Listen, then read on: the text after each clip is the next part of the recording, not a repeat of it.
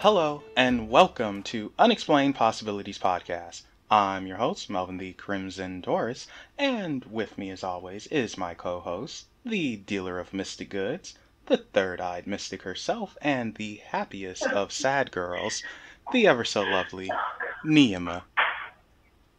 Hi. Hello. Hi, Neima. Hey, what's up? Oh, I'm just gonna keep adding and making that title longer and longer and I longer. know. I just did the biggest sigh and you kept going. I'm like, oh my god. Please stop with the title. No, I'm gonna keep going. You keep making channels and doing stuff, I keep going. Alright. Neema, I have a question for you. Okay. Do you believe in aliens? Yes. Oh, that is great, because it would be awkward if you didn't, seeing as how we have a very special person joining us. And who is that? Well, beaming to us from a galaxy not so far away is a woman who has not only met and interacted with our galactic neighbors, but she herself is what is called a hybrid, and that's not all. Turns out she's also a multidimensional healer. Please welcome the Princess of the Pleiades herself, Lyra Rae. Hello. Welcome! Thank you. So, how are you doing today, or this evening, rather? I'm doing excellent. Just, integrating these high vibrational energies that have been hitting the earth lately. It's been exhausting. Before we actually get into the nitty-gritty, are you an empath by chance? Oh, absolutely. Okay, so you're really getting it. Oh, yeah. Oh, yeah. I'm extremely energy sensitive. Ooh, okay. So you probably avoid a lot of People. crowds and yeah, people. Yeah. No, it's so funny because a few days back I was speaking with Bonnie and Angie and found out that Angie is an empath. And I should say, for those who don't know, Angie K, she is pretty much the person who greases the cogs and keeps everything oiled and going. If it weren't for her, well, we would have crashed and burned long ago. So, big shout out to Angie. Anyway, it turns out she's an empath, and she was dealing with energies not exactly the right way, but she was dealing with them, and a lot of things started to open up recently for her. So hopefully, maybe one day we'll get her on and talk about that. But that's another story, another time. Well, that's interesting to me that you say certain people are empaths because I actually believe that everybody is an empath, but some people are just naturally more energy sensitive than other people, and some people have to work to become sensitive to energy. Oh, okay. So yours, I'm going to assume was natural, more natural. Uh, yes, I don't think I was always that way though. When I was younger, I definitely was absolutely nowhere near as energy sensitive as I am now. Okay. What about you, Um, Neema? I think I've always been energy sensitive, extremely. But I didn't realize it until, later on in my years, I was like, no, you're probably just really empathic, and that's why you were such a crybaby. No. I'm like, oh, okay. I am fairly oblivious, I found out, so that was nice hearing that. But it's cool. Like, I wouldn't be able to handle feeling all the emotions and energy and ups and downs, nor would I really want to, to be totally honest. I'm not that type of person. I do believe you have to have a type of personality to deal with it, and usually those personalities are folks who want to help others. And I will openly admit I am selfish and self-centered. So, No way. I am. No way. I think you're just saying that. I don't think that's absolutely true. You can think what you want, but I'm telling you. Well, Yeah. I think you're doing a great job of helping others right now by creating this podcast and getting information out there. Okay, so Yeah. you got me in checkmate at the moment. So I mentioned something, Lyra. Is it? Mhm. Yeah, it's Lyra, right? Not Lyra, Yeah, it Lyra. is. You Okay. got it. You got You it. know, like I'm so bad with names. When Neima first came on, I think I said her name wrong about 10 times in a row, and she probably wanted to slap me. So, but Lyra, you're a hybrid. Is am I correct in saying that? Yes, I do consider myself a hybrid human. What is a hybrid? So a hybrid is someone whose DNA is mixed with extraterrestrial DNA. So they are an extremely advanced version of human, and that's why I believe that I have such strong contact with extraterrestrials because I do feel like they are my family. And I have yet to meet another person who has as much and as strong a contact as I do with them. Um, I had asked that question for a while because I've had a few psychic, intuitive, starseed people tell me that I was a hybrid. And so I started looking into it myself and I started asking my extraterrestrial guides, like, am I a hybrid? And they told me yes many times, but it took a long time for me to believe it. And they kind of showed me that I was a part of this hybridization program, and my DNA structure is different than a normal human DNA structure, and that's why I can hold a lot of light codes in my DNA, and I'm able to activate other people very easily. And when I activate them through the work that I do, it's very easy for them to then connect to their own psychic abilities and their own spirit guides and any extraterrestrial family that they might have. How does activation work? Not to be a prick, when you say that, I unfortunately, for some reason, I think of literally someone holding their hand in front of somebody's face and like, doing some type of X-Men thing, like start working.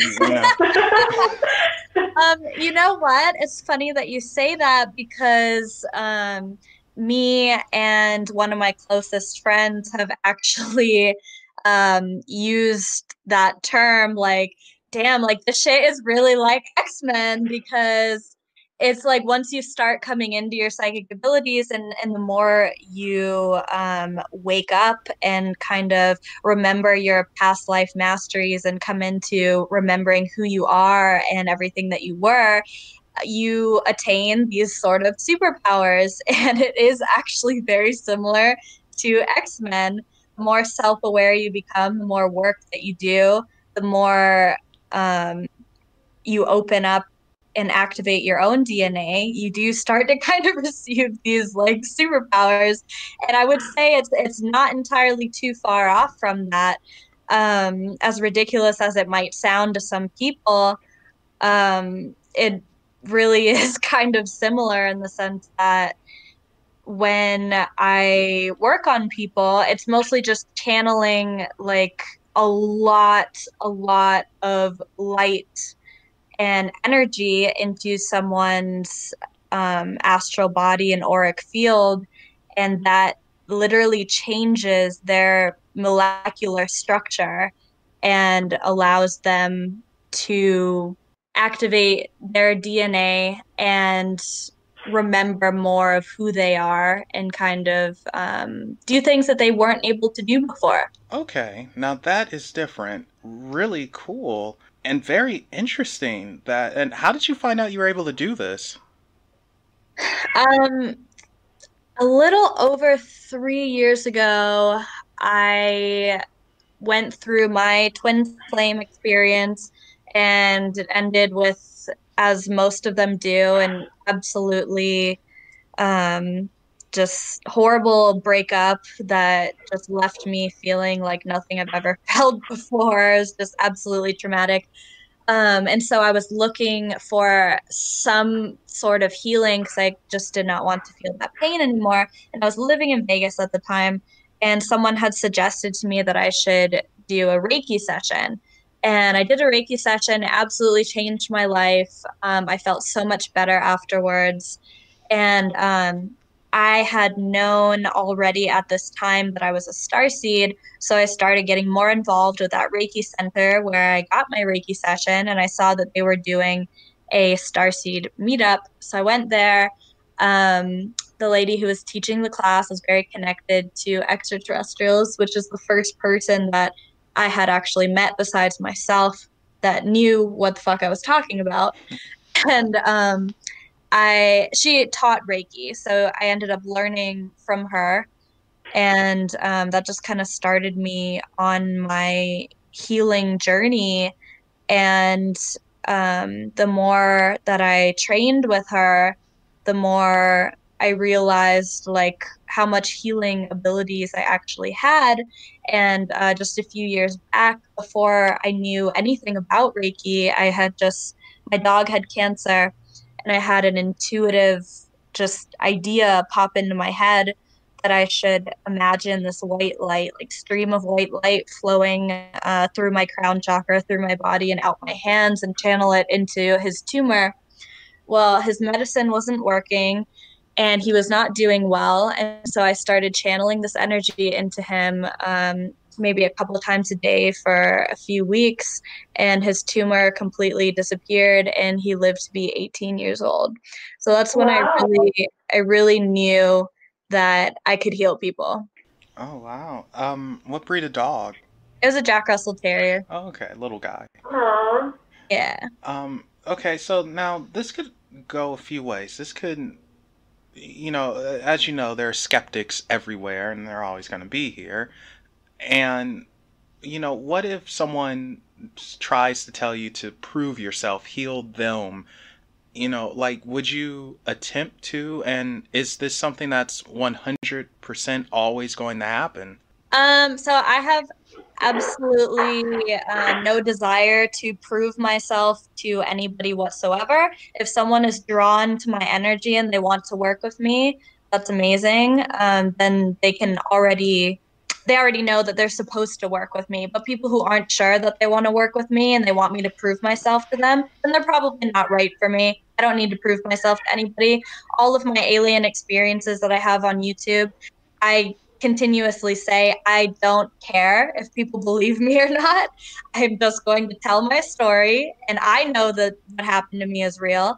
If other people want to believe that what happened to me is real too, then awesome. If they resonate with my story, if they've had similar experiences, that's absolutely amazing. And those are the people that I'm trying to reach. The skeptics, I don't care if they believe me or not. I'm not trying to prove myself to anyone. I know that what I do is real and what I've experienced is real. And the people who are meant to experience what I have to offer will know that too. All right, makes sense to me. Usually, with skeptics, sometimes it just gets to a point where they don't really want proof. They don't really care about seeing if something's real or not. They just want to be right. Right. And no matter what, they're going to come up with some type of explanation to counter any and everything. I mean, like the Mm-hmm. good old famous, it's a weather balloon, darn it. Swamp Right. gas. And that's exactly why I don't even try and fuck with those people because they're always going to have something to say. They're always going to have a way that they feel like they can disprove something. And that's Yeah. fine. And they can believe that. And that's their truth. You hear that, Neema? So stop being a skeptic. I wish I could still be. Yeah. No, definitely not a skeptic anymore. That's for sure. Actually, Neema, were you a skeptic before? Um, I wasn't. I'm kind of just like, uh, I didn't necessarily believe it, but I don't criticize people. I'm just like, I haven't experienced it, so why would I? You know. Yeah, I don't know. you're not gonna But you say really don't it's, know until you experience it. yeah, it's one of those things. I can understand. But didn't you just say before we got on this call that you had started having experiences? Right, exactly. And it's like I was kind of, I wasn't, of course, if people have their own beliefs for things, and it's kind of one of those things where necessarily until you have an experience, and then you're like, oh, okay, I get it. It is an entirely different thing when you experience it yourself, for sure, because I've known people who, like a lot of my friends will be like, damn, like that's so cool. I want to have an experience like that. Like, that's not fair. I'm ready to see some shit. I want to see some shit. And then I'm like, okay, you want to see some shit? Do a session with me. And then they do a session with me, or we'll hang out and I'll go outside and I'll show them some shit, and they're not ready for it. I guarantee you, like most of the people that say that they're ready are the ones that are not ready. The ones who don't think that they're ready are the ones that are. Yeah. Because even I did not want to believe in aliens before any of this shit happened to me. I was a non-believer. I didn't even want to think about it. The possibility of aliens existing was my worst fear. I could not think about it until one day when I watched the movie Interstellar, and that movie opened my mind up enough that I got curious and I said, damn, you know what? I do want to see a UFO. And then right there, that's when it happened. Yeah, actually, let's go into that for a minute. Like you said, you were skeptical about the ET thing, which is kind of funny considering look at you now. Yeah. And tell us what happened. What happened on that fateful night that just totally changed everything? Yeah. So the night that changed my life, October 13th, 2016. Um, I was in Florida at the time. I was going to this Halloween event with my friend, and the night before I had just watched the movie Interstellar, and I was just like, that movie was amazing. It was my new favorite movie. I could not stop thinking about it. It was just like, it was so cool. If you've never seen that movie, you should definitely watch it. Um, and so we went to this Halloween event, and I was just so infatuated with this movie. I just could not stop thinking about it. So we were like talking about it. And on the drive home, we are just talking about UFOs like the whole drive. And we were getting back to my friend's house really late. It was probably like 2:30 in the morning. And he lives in St. Cloud, Florida, which I'm sure nobody even knows where that is because it's literally in the middle of nowhere, and it's just a bunch of woods and just like farm shit. Like it's nothing. There's nothing there. So we're just driving on this road in the middle of the night, and there's no street lights. It's just pitch black, and it was just us and like dense woods on both sides. And I was just like joking with them, and I was like, the UFO is gonna abduct us, now would be the perfect time. And I had actually kept my eye on this like really bright star that I had seen while we were driving, and it just like really stood out to me. And I couldn't tell if it was my imagination, but it seemed like it was getting lower and lower and lower. And I had mentioned to him, you know what? Like, I do want to see a UFO. And so the star kept getting lower and lower as we were driving closer to his house, or so it seemed.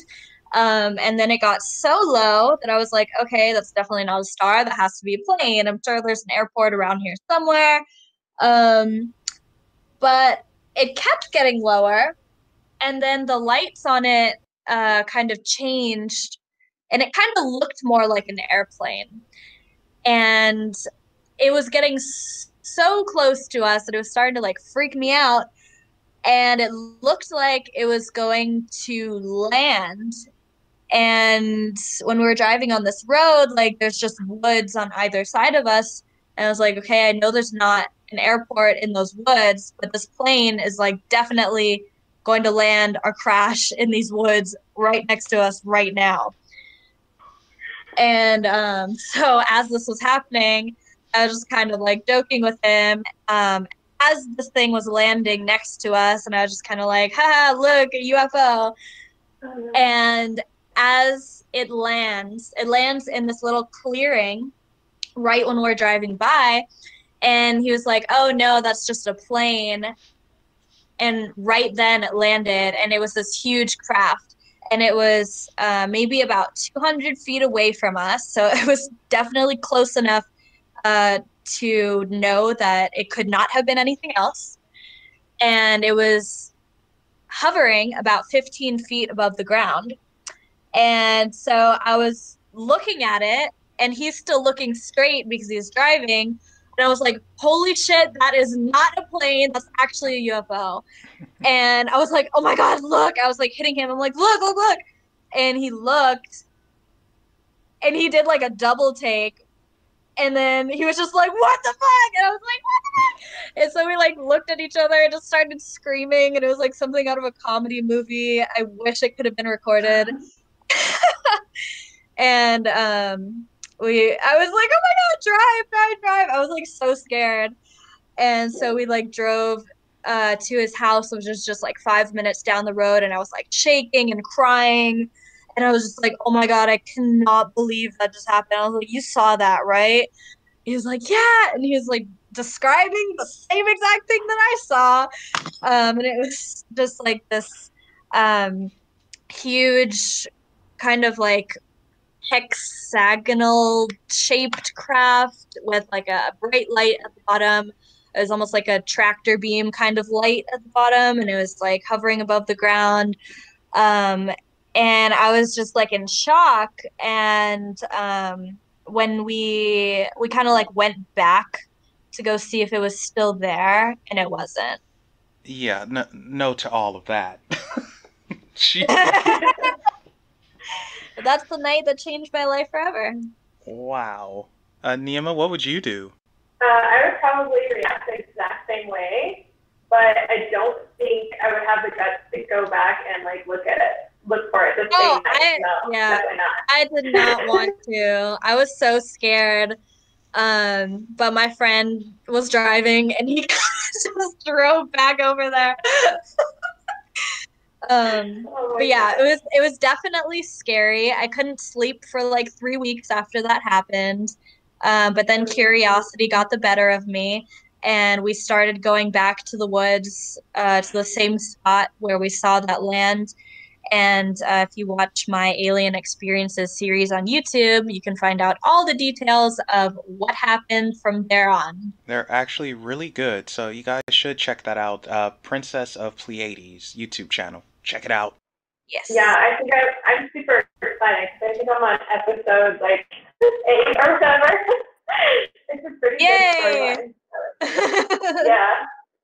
I can't wait to make like a TV show out of it or something. So, the name Princess of Pleiades, where did that come from? Well, I'm very, very connected to the Pleiades star system. I feel like I've had the most incarnations in that particular star system area. And so I just feel very strongly that that's home to me. And Pleiadian energy is very strong within me as well. It's a lot of what I use in my sessions. And I don't know, Princess of Pleiades just had like a cute like ring to it. Yeah, pop. I can dig it. Yep. Pop, Princess of Pleiades. So can you share with us a little bit about Pleiadians? Because not too many people speak about them. Usually, at least in the States anyway, because you're actually quite a unique case. Because in the States, or North America, we're #1 for visits from Greys and Reptilians. Whereas outside of North America, that's where Nordic, Pleiadians, Arcturians, that's usually where they show up. But for whatever reason here, we get Greys and Reptilians. So you're very unique that you have a connection with the Pleiades. So can you tell us about them? That's interesting that you say that. I would actually say that, well, in all of my Alien Experiences series, those in-person experiences all happened with Greys. Oh, okay. And I'm very, very familiar with the Greys, and I absolutely love them. The Pleiadians, I agree with you. I find it very rare that they do ever make an appearance to anybody that I've met and also to myself. I'm aware of my Pleiadian star family. I know what they look like, but it is very rare that I get a chance to interact with them. So I would say, like, even with me, they don't come to me very often at all. But I didn't know that in other countries, that's where they visit more often. That's interesting. Yeah, I have a theory that the world is actually divided up into sections, and each group, whoever visits, is like, all right, you go here, we're here.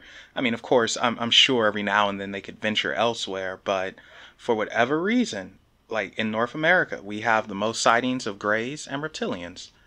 And outside, no, they have other things. Wow. How interesting. Yeah, and then for you to say that, yeah, you have more interactions with Greys than anything, it's like, oh, wow, okay. Yeah, that definitely kind of solidifies that. Okay, so can you share your interactions with the Greys? Yeah, sure. So, I've met many different types of grays, and I had no idea how many types of grays there are. There are just so many, so many. And a lot of them look different from each other. But the ones that I'm most familiar with would be the small Zeta Reticuli grays, which are like 3 feet tall Oh, and okay. smaller, and also the extremely tall white looking grays. Oh, the what? Now, that's really interesting because the white, no, no, it is. The whites, from my research anyway, they usually come to people who, I hate saying this, I really do, but they do come to people who are a little bit more special, so to speak. And they, I do think they are a bit older than most of the other Greys, and they're like elders almost. Really calm, cool, crazy intelligent. So that's. Yeah, I've heard that too. And so the ones that are in my stories are those ones. Those tall white beings are that's the first contact that I ever had with aliens. Those are the ones that I'm the most familiar with, that I've built a really strong relationship with, that I still keep to this day. And I ended up finding out that my twin flame is actually one of them. How does that work? I know it's a whole thing. It's a whole ass.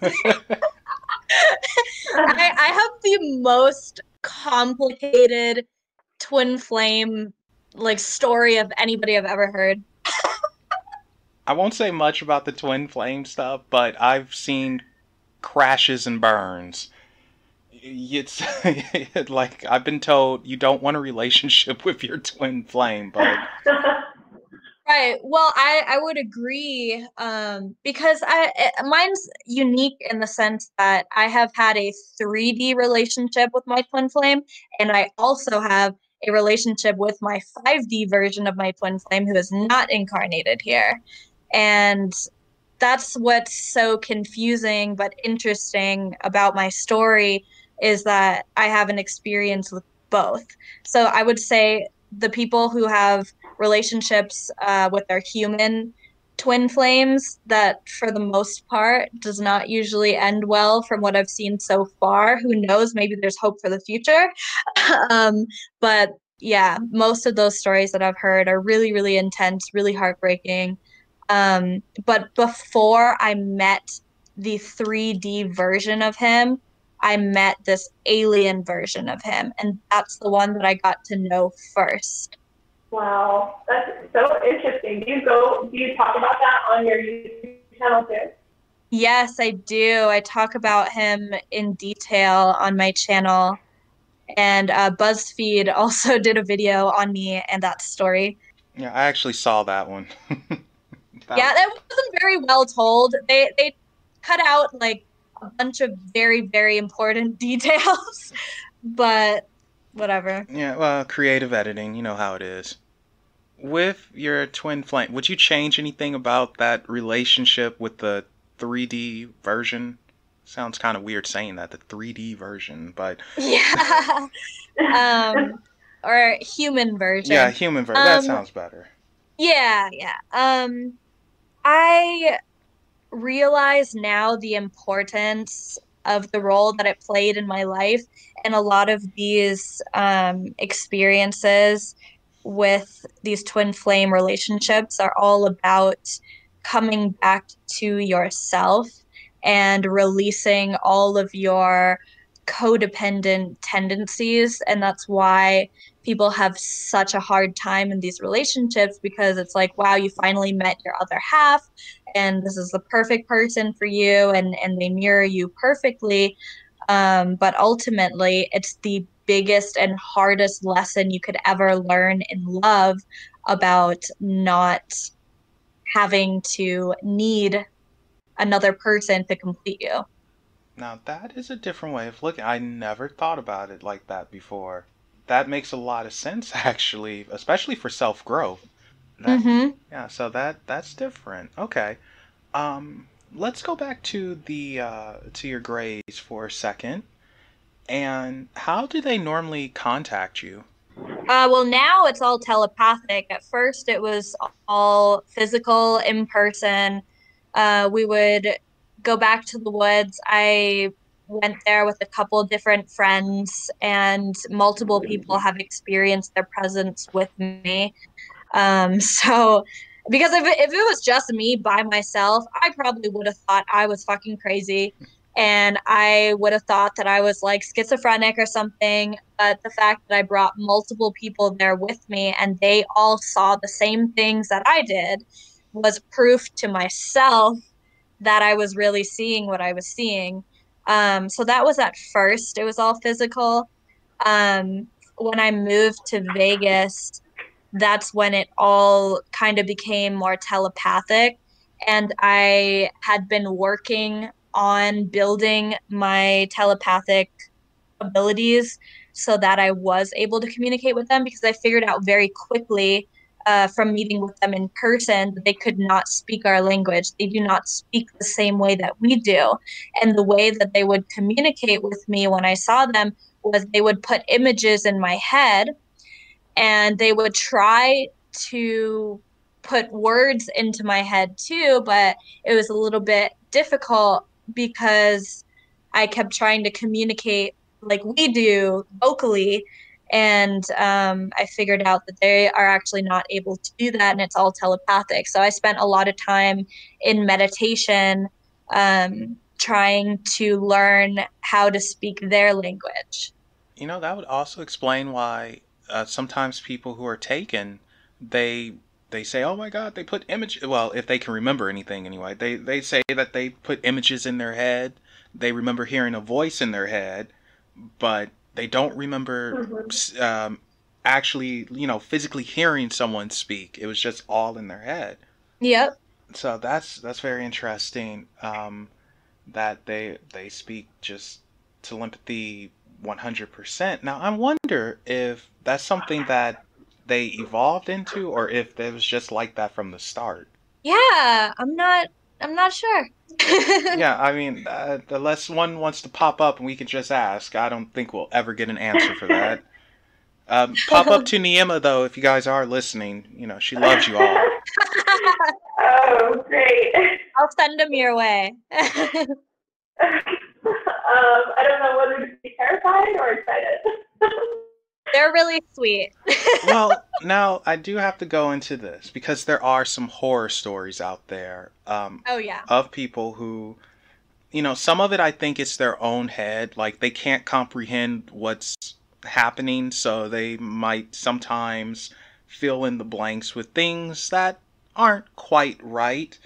But then other times, there are people they have scars and bruises and everything. It's like, look what happened to me, you know. So, what do you think about the people who might be taken and have experiences that just aren't like yours, that aren't positive, and they are negative, and they leave someone traumatized? So it is my understanding that every single human being that has incarnated on this earth had a contract that they signed before they came here. And they knew exactly what they were going to experience when they came here, and they agreed to it. I do believe that every person that is abducted, that is in their contract, that they allowed that to happen. They just don't remember that they're part of that program.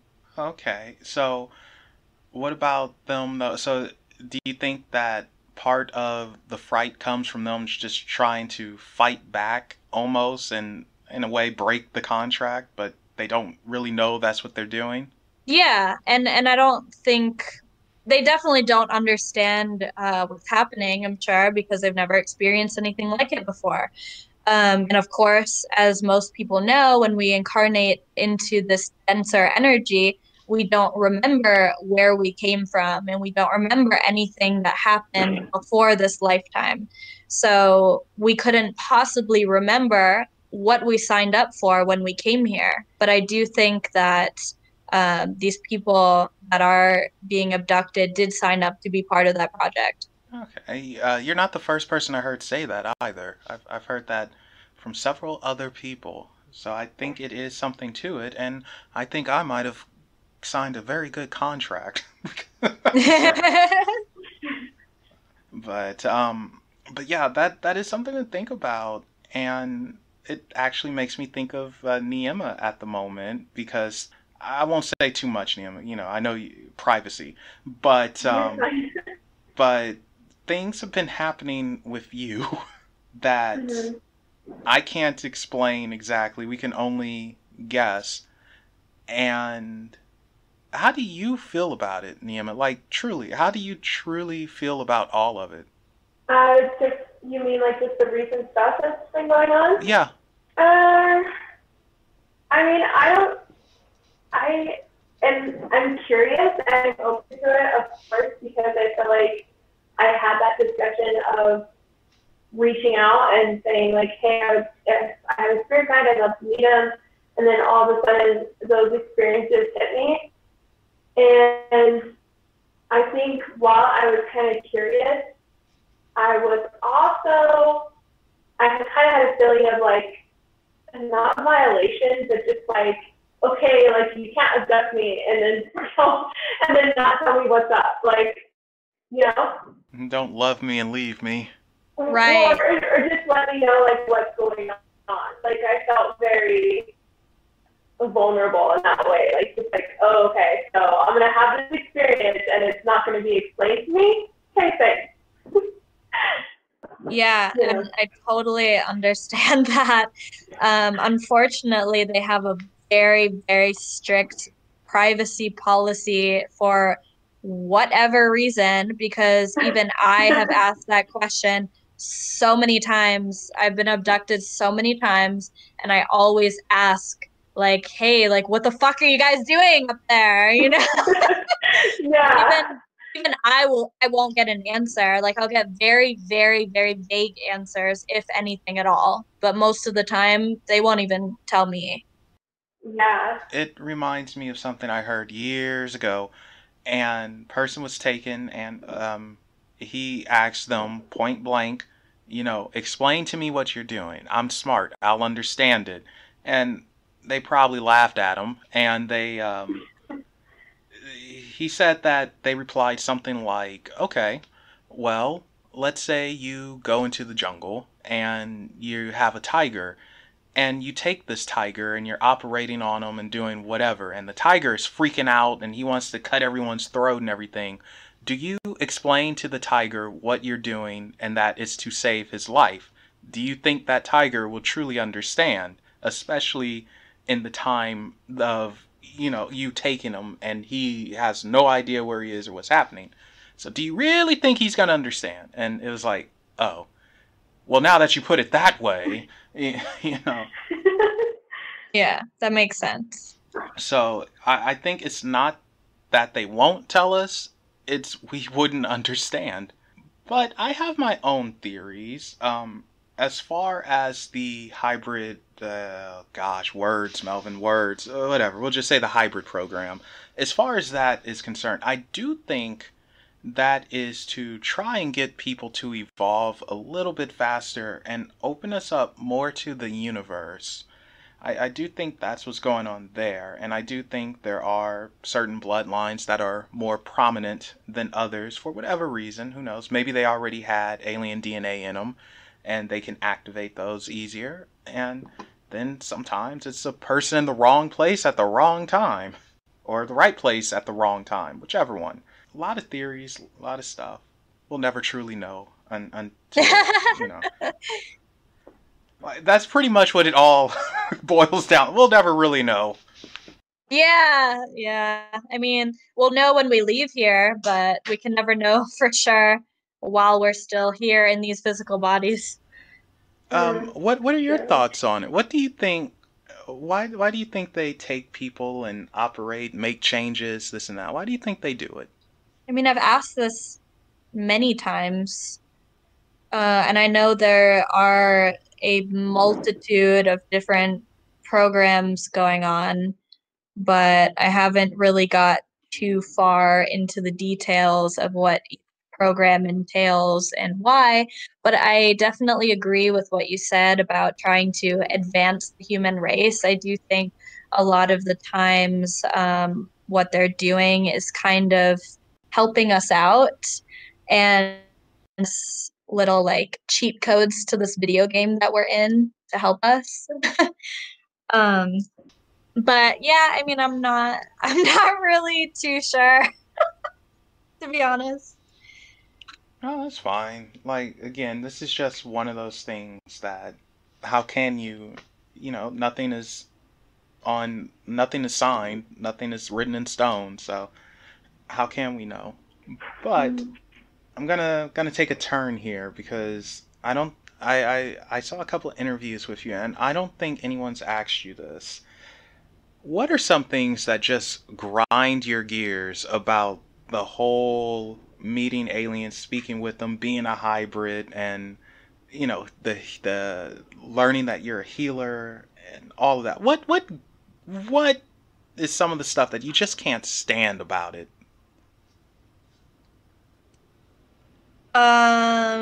That I can't stand about what, like challenges that I experience in my life, or like what did other people say about it, or what? Yeah, we could go with the challenges that you don't like, or if you could change something about it, maybe not get as much attention or maybe more attention. I don't know. It depends on you. But yeah, take us there.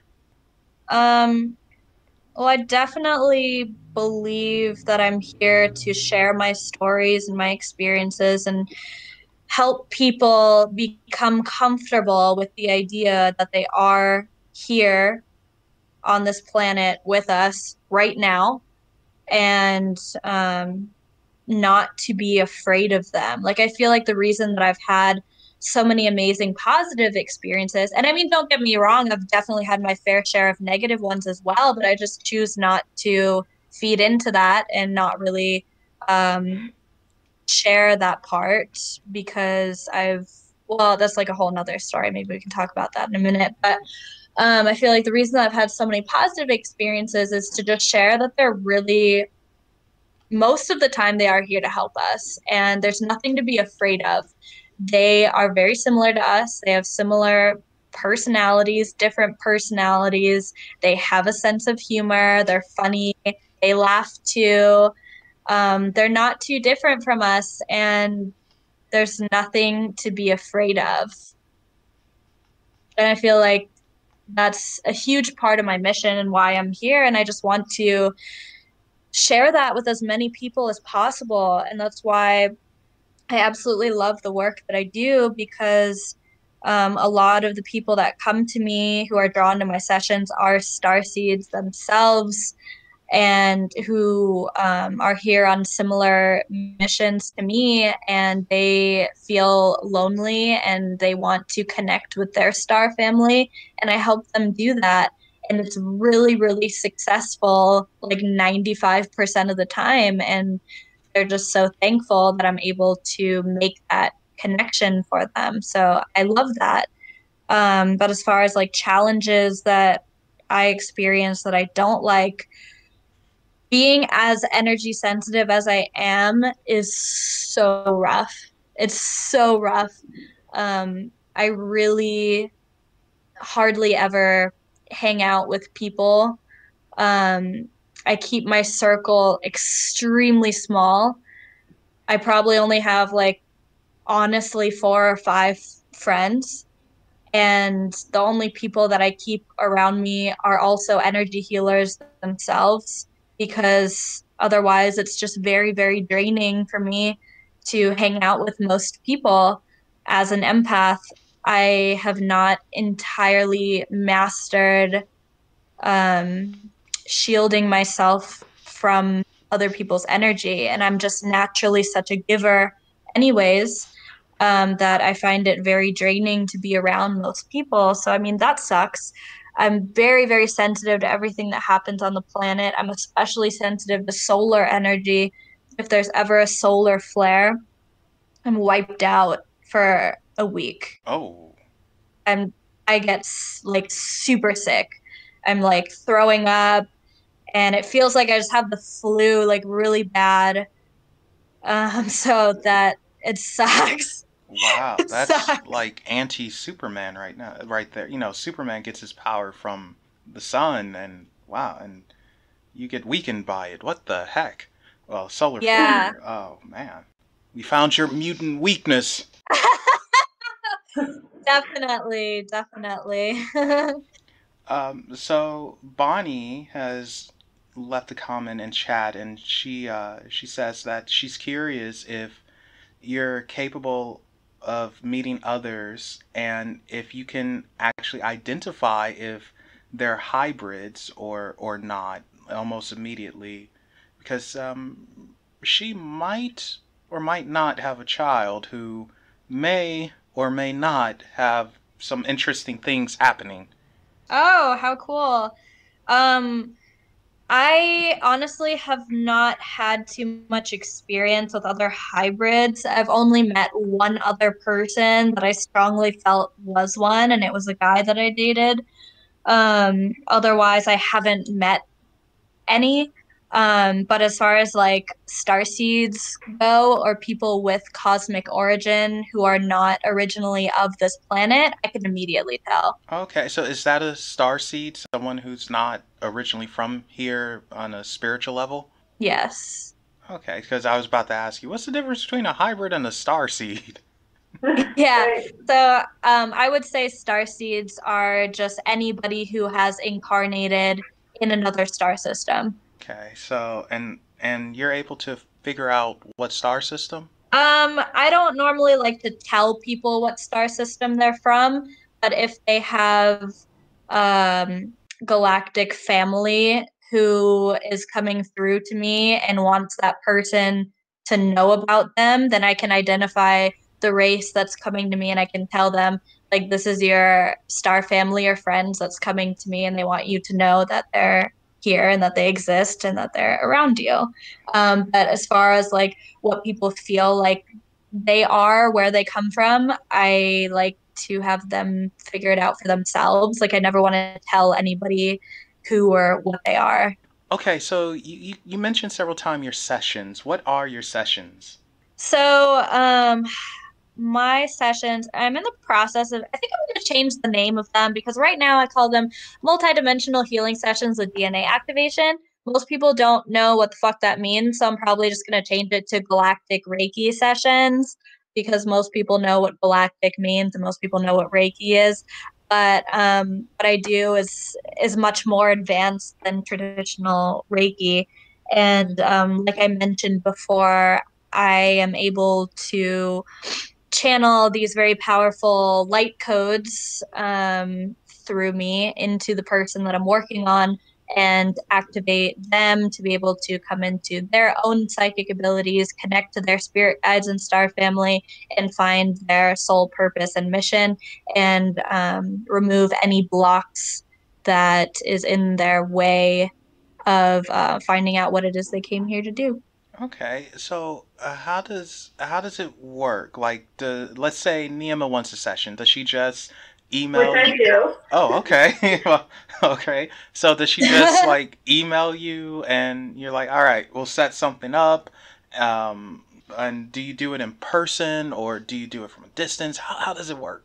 Yeah, so all my sessions are done remotely, and you just go ahead and go to my website, princessofpleiades.com, or you can message me on Instagram at princessofpleiades, and just send me a message and say, hey, I'm interested in a session, and just set up a time with me. And then what I like to do is video chat with the person, just for like 15 minutes beforehand, and just kind of get a sense of like where they're at on their spiritual journey and why they were drawn to work with me. And then we disconnect from the call. I'll send them some high vibrational music to listen to. Their only job is to sit back and relax. And I will go ahead and call in that person's higher self and beings and guides of love and light who want to assist in the activation and healing of that person. Um, and I just kind of like let them step in and do the work. And every single session that I do is completely different from the one before. That I've never had any two sessions that were alike, so it's kind of hard for me to explain exactly what I do because all of them are completely different. It depends on who's coming in and who wants to work on you. And I just kind of do whatever they tell me to, whatever needs to be done.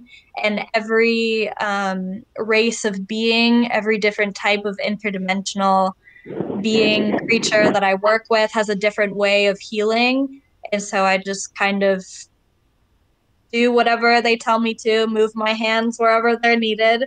And I work on the person's astral body, and it is just as powerful as working on a person's physical body. But even if I were working on the physical body, I would really be reaching your astral body anyways.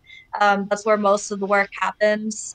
And then afterwards, we reconnect, and I will ask how your experience was, and I'll tell you what I saw and if I have any messages for you or anything like that.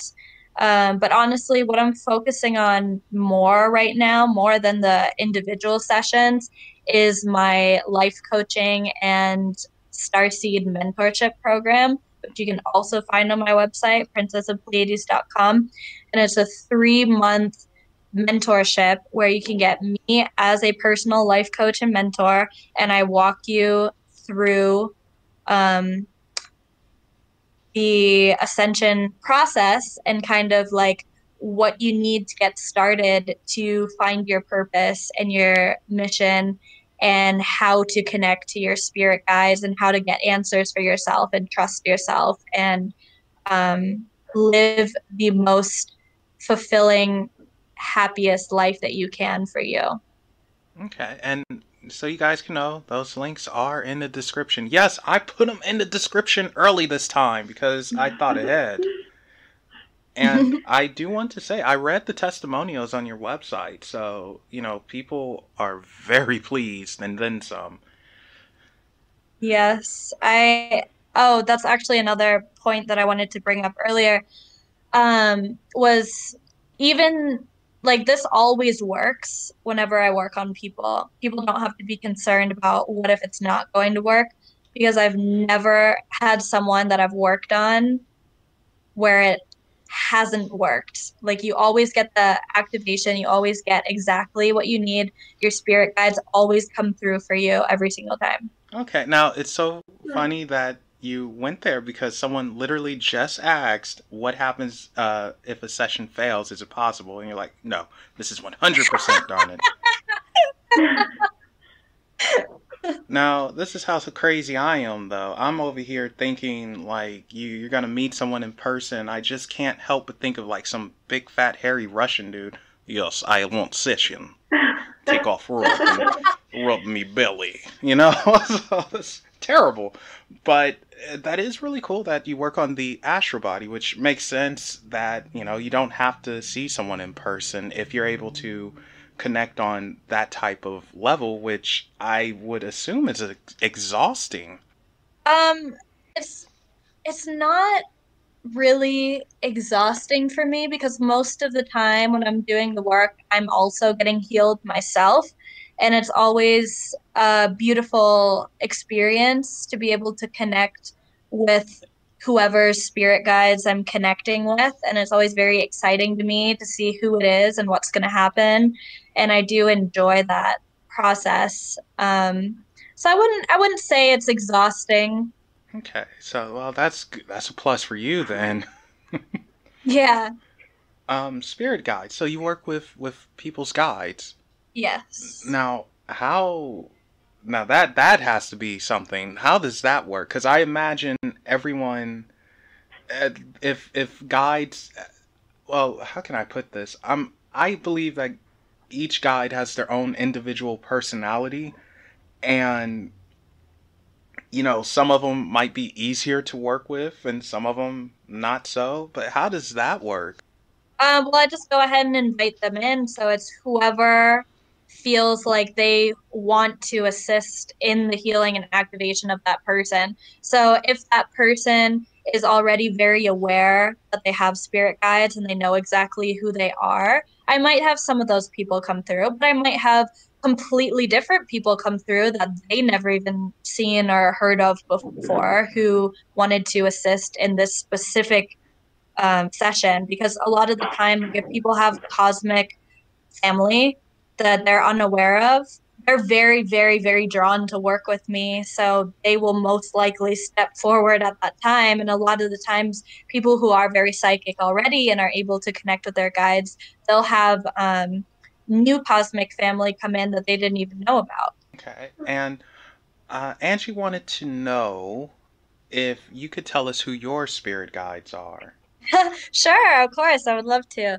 So, throughout my journey, it seems like they kind of cycle through. So I'll have some spirit guides for a certain period of time, and then once I reach a certain level, then they kind of leave and new ones come in. So right now, the people that I have been working with the most is, well, my gray twin flame Ben. He's always around me. He's probably always going to be around me. Um, and I would call him one of my guides as well. But he doesn't give me a whole lot of like information. So people that I go to for information that are my guides are, my most prominent guide is an Arcturian guide, and she is a representative for the Galactic Federation and on the Arcturus branch, and her name's Ashana. And she's like my main go-to person if I have questions or anything like that. Um, and I kind of have like some people that like come in and out. Like I have some fairies, like fairy guides. I have a fairy guide named Alexa, and I talk to her sometimes. And I think those are really like my main people right now, but they come and go. Okay. Now, that name, Ashana, that sounds so familiar to me. Like, Oh, really? I don't know where I've heard it before, but I know that name somewhere. It sounds so familiar, and I can't remember Interesting. where. But that answers your question, Angie. And it's cool that you have a Fae guide as well. That she must be a character. Yes, she is. She's adorable. I love her to death. And you can you help people connect with their guides as well if they're Yeah, struggling with that? absolutely. And that's something that I go over in detail in my mentorship program, is how to connect to your guides and how to trust yourself that you're getting the information that you're getting. Wow, you do a lot. Um, Yeah. so what if someone comes up to you and says, "Hey, I want to see an alien." I mean, and they're serious, you know. I know I sound like a prick right now. Like, I want to see an alien. Come on, No, Lyra. But people say that to me all the time. You have no idea. okay, so they come up to you and say, I want to see an alien. You know, can you make that happen? I mean, I don't know how you can make that happen if I'm totally honest. I mean, it's like, what, I don't think you could just snap your fingers and boof. But what do you say to those people? Do you say, all right, let's, yes, or like, get away from me? You fly, or what do you do with that? Well, neither really. Okay. I just say like, well, you can have a session with me and we can see if anybody comes through. But ultimately, it's up to them whether they think that you're ready or not. It's not up to me and it's not up to you.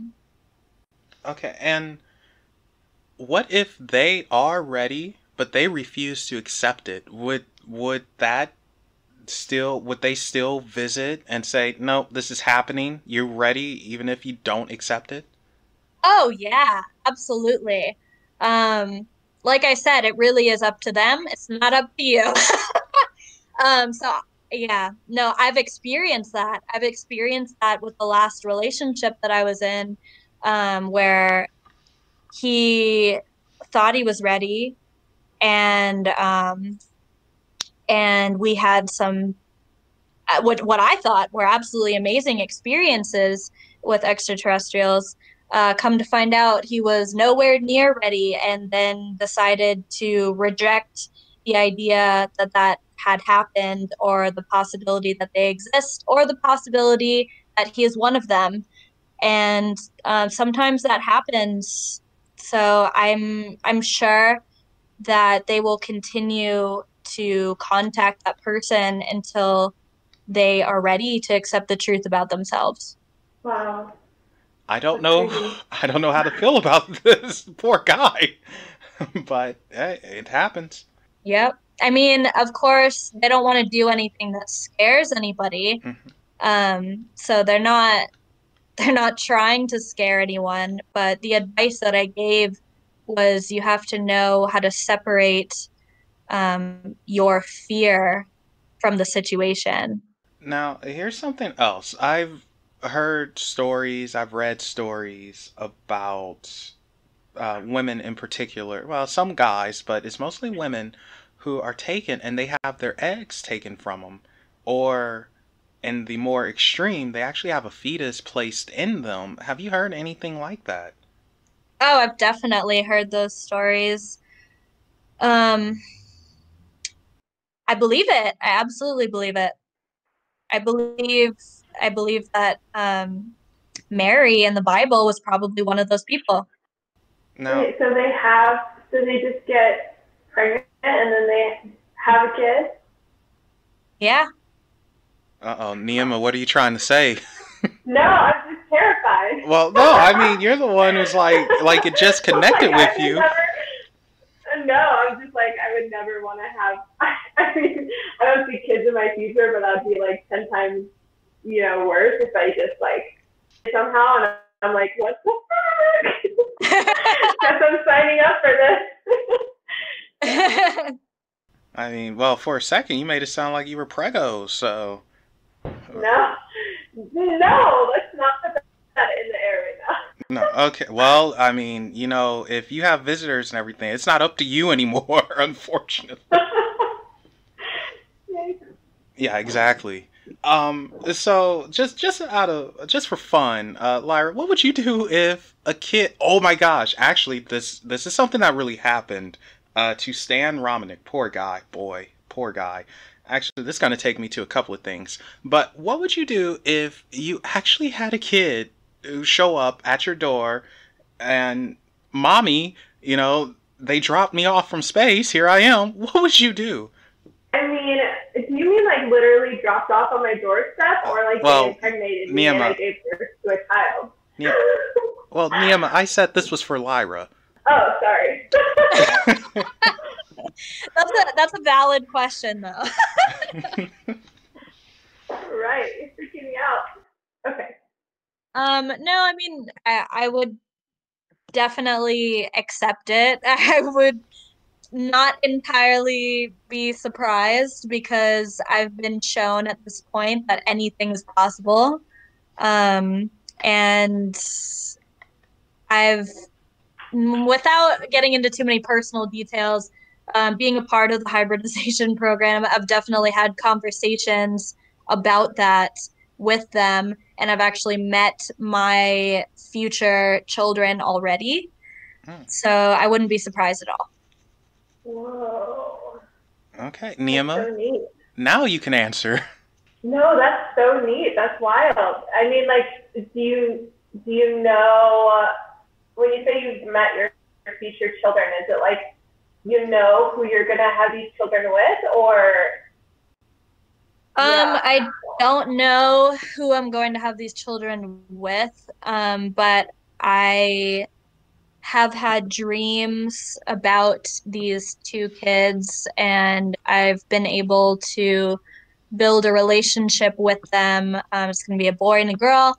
The boy seems like he's going to be the one that's going to come first, and I've kind of been able to build a pretty good relationship with him. And he comes and goes in and out of my life, but sometimes he's very, very present, so present to the point that it could almost feel like he's sitting right next to me. Mm. And what's really interesting, actually, is a year ago, I I started putting freckles on my face because like freckles are like a makeup trend or whatever. So I did that for like a few days and I'd never done it before. And I thought it looked cute. And so the first day that I did that, I had a dream where my son came to me and he had freckles on his face. And that was kind of like, he sees me. He's real. He's there. He knows what's going on. That's intense. That I don't know how I would react to that. I might have to get snipped. Okay. um, now, Lyra, you're very open about all this, and I appreciate it because we have content. But there also is a dark side to being so open, and I mentioned Stan Romanek a second ago, and his story is amazing. And unfortunately, government got involved, and they told him to shut up. He did not, and now his life is ruined. Are you somewhat um, cautious, or maybe even fearful that somebody might come and knocking on your door telling you to shut up, or does it just not worry you? I believe that I am protected. And also, I'm very aware that a lot of the shit that I say is like so crazy that it's very easy to not believe it. So I'm not too worried about that happening right now. And I also feel like no matter what happens, this is my mission. I am supposed to tell these stories. I'm supposed to get this information out, um, whether that ends up killing me or not. That's just part of the job. Okay. That's a noble sacrifice there. I don't think I've ever heard anyone say it like that before, so I couldn't do it, but I'm not you, you're not me, and kudos to you. Neema, could you do it? Um, Yeah, I don't she's know. yeah, I think I'm supposed to do something totally different. So yeah, that's her way yeah, of probably weaseling not. out of this. Like, oh no, no, no, no, no, no, no. Like I got enough issues. Yeah, go ahead, start. Yeah, you have to watch your back because you do the shrooms, Neema. So that's bad enough. But we are close to ending it, so I want to ask you this. What advice, what counsel can you give to people who are now experiencing abductions and awakening, and they don't know what's going on, and it's scaring them, and they can't speak to anyone exactly? What would you say to them? I would say that that is literally exactly why I am here. Come to me, mentor with me. I will walk you through every process and answer all of your questions. That's why I created the Starseed mentorship program because when I was awakening, I didn't know what the fuck was going on, and I had to go through that shit by myself, and it was really scary, and I didn't really have a lot of people to talk about it with. And anybody that I did try and talk about it, they thought I was crazy. And so I'm here to tell you that you're not crazy. What you're experiencing is real. I've experienced all of it and more. Um, Please come to me if you need a friend or if you want someone to coach you through this process. I am here for that. Okay, and once again, where can they find your stories, find you to get in contact and get some sessions going? Where can they find all of that? What do they do? So, all the details on my sessions, classes, and mentorship program are going to be at princessofpleiades.com. You can find me on Instagram at Princess of Pleiades. That's where I post most of my stuff, and you can see everything that's going on in my personal life and all of my alien experiences, stories, as well as other helpful information that I have are on YouTube. My YouTube channel is also called Princess of Pleiades. And once again, those links can be found in the description below. Neema, you have anything going on with you? Not at this moment. Just Okay, if you need any items, check out my website, thirddiagnostic.com. okay, thank you, the happiest of sad girls. Lyra, thank you so much for coming on, sharing your experiences. I hope you had fun. I had fun. Yeah. And and thank you so much for coming on. We appreciate it. That was Yeah, awesome. thank you so much for having me. It was a lot of fun. I really love talking about all this stuff. Yeah, hey, you're on the right show. Okay, guys. So, with that said, remember to follow Unexplained Possibilities on Facebook, Twitter, Instagram, and Reddit. Those links can be found in the description below. And with all that said, remember, guys, there are things that go bump in the night. Go ahead and tell them hi. Bye, everybody.